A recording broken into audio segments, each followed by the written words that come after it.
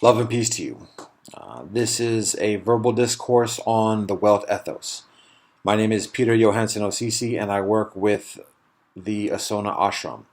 And so this is an introduction to the principle of Ahimsa as it is taught in many ways within Buddhism. And so these are some teachings from Buddhism regarding the principle of Ahimsa, the first principle of the Welt Ethos. So first to consider is the example that the Buddha sets. The Buddha leads a life of asceticism, of renouncing householder life. The Buddha teaches that the householder life is fraught with transgression, with competition, and with vying against others. And that this often leads towards aggressions and causing causing of harm to others. And so the Buddha renounces this and leads a life of asceticism where he relies upon the contributions of householders. And so there's the example of Ahimsa in that. The avoidance of that competition, the avoidance of the aggression, and the hostilities and the harm that is caused even just in being a householder. And so that is something to glean and consider simply from the example of the Buddha. But there are also explicit teachings that the Buddha shares within the Dhammapada and the Digha Nikaya. And so this is a passage specifically from the Dhammapada. It addresses the tendency that people have in blaming others, and then the next step after blaming others is confronting and being aggressive towards others in alleviating that experience of angst or malaise. And so the Buddha teaches to recognize how individuals cause the adverse circumstances that individuals experience.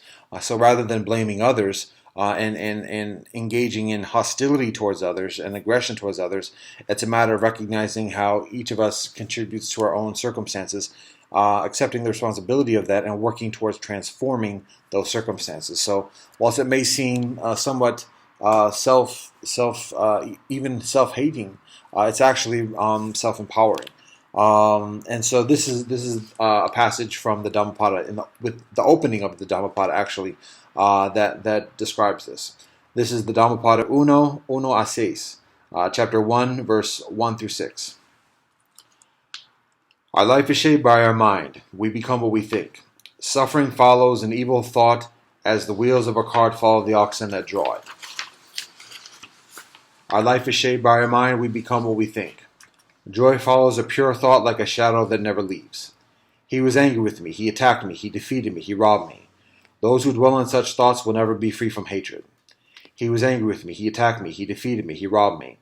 Those who do not dwell in such thoughts will surely become free from hatred. For hatred can never put an end to hatred. Love alone can. This is an unalterable law. People forget that their lives will end soon. For those who remember, quarrels come to an end. That is the Dhammapada chapter Uno a Seis, chapter 1, verse 1 through 6.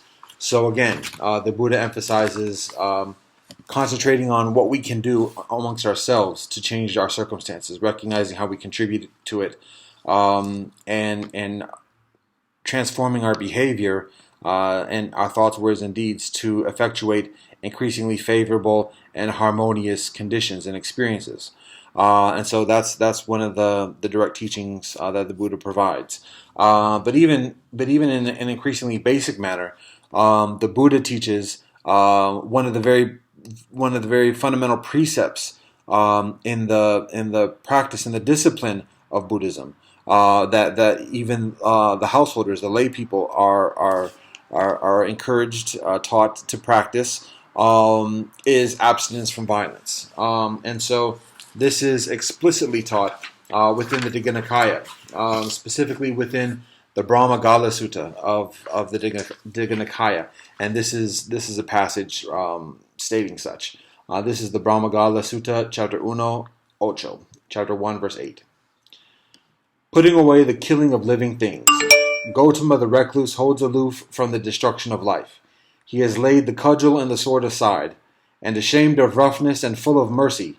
He dwells compassionate and kind to all creatures that have life. It is thus that the unconverted man, when speaking in praise of the Tathagata, might speak.